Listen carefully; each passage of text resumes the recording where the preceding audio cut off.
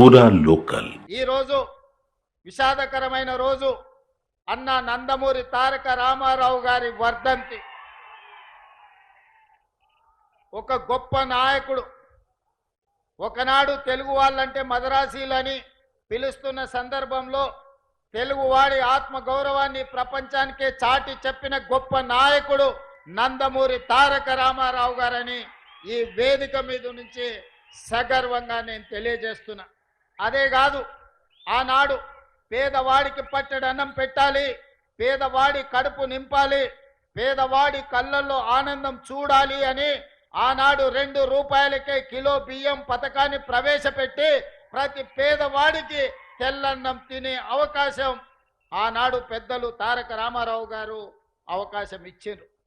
ఈనాడు ఆ రోజు ఎన్టీ రామారావు గారు ప్రవేశపెట్టిన 2 రూపాయల కిలో బియ్యం పథకాన్ని ఈరోజు ఉత్తమ్ కుమార్ రెడ్డి గారు పౌర సరఫరాల శాఖ మంత్రిగా బాధ్యత చేపట్టిన తర్వాత ఈ పథకాన్ని ఇంకా వినూత్నంగా పేదలకు అందుబాటులోకి తీసుకెళ్లాలి అని దొడ్డు బియ్యం కాదు సన్న బియ్యం ఇవ్వాలి, నాణ్యమైన బియ్యం ఇవ్వడం ద్వారా ప్రతి పేదవాడి కడుపు నింపాలి అని ఈరోజు రాష్ట్రంలో 3,17,00,000 మందికి ప్రతి వ్యక్తికి 6 కిలోలు ఉచితంగా సన్న బియ్యం పథకాన్ని ప్రవేశపెట్టి ఈరోజు ప్రతి పేదవాడిని కడుపు నింపాలి, ప్రతి పేదవాడి ఆకలి తీర్చాలి అని ఈ పథకాన్ని కొనసాగిస్తున్నాం.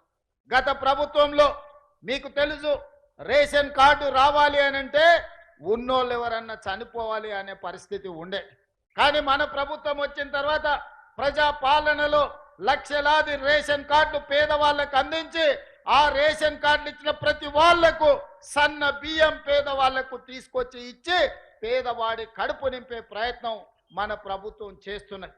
ఈ వేదిక మీద నుంచి పెద్దలు ఉత్తమ్ కుమార్ రెడ్డి గారికి నేను సూచన చేస్తున్నా, ఇంకా ఎవరైనా తెలంగాణ రాష్ట్ర నలుమూలలో రేషన్ కార్డు రాని వాళ్ళు ఎవరున్నా ప్రతి పేదవాడికి రేషన్ కార్డు ఇవ్వండి.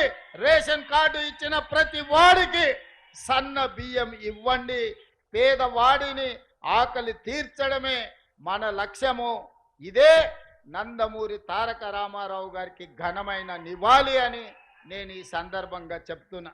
అదేవిధంగా మిత్రులారా, ఈ తెలంగాణ రాష్ట్రంలో నందమూరి తారక రామారావు గారికి అభిమానులు ఉన్నారు, నారా చంద్రబాబు నాయుడు గారికి సహచరులు అనుచరులు ఉన్నారు. వాళ్ళందరికీ నా విజ్ఞప్తి ఒక్కటే, ఈ తెలంగాణ రాష్ట్రంలో తెలుగుదేశం ఉండొద్దని కక్ష గట్టి ఆ పార్టీ నాయకత్వాన్ని దెబ్బతీసిన చంద్రశేఖరరావును బీఆర్ఎస్ ను సమూలంగా 100 మీటర్ల గోతి తీసి పాతి పెట్టినప్పుడే బీఆర్ఎస్ వాళ్ళు గద్దెలు దిగాలి, ఊర్లలో బీఆర్ఎస్ దిమ్మలు కూలాలి.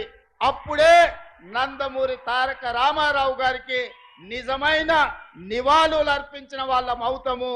ఆ విధంగా మనము ముందుకు వెళ్లాల్సిన అవసరం ఉన్నది. బీఆర్ఎస్ ను బొంద పెట్టాల్సిన బాధ్యత మన అందరి మీద ఉన్నది మిత్రులారా.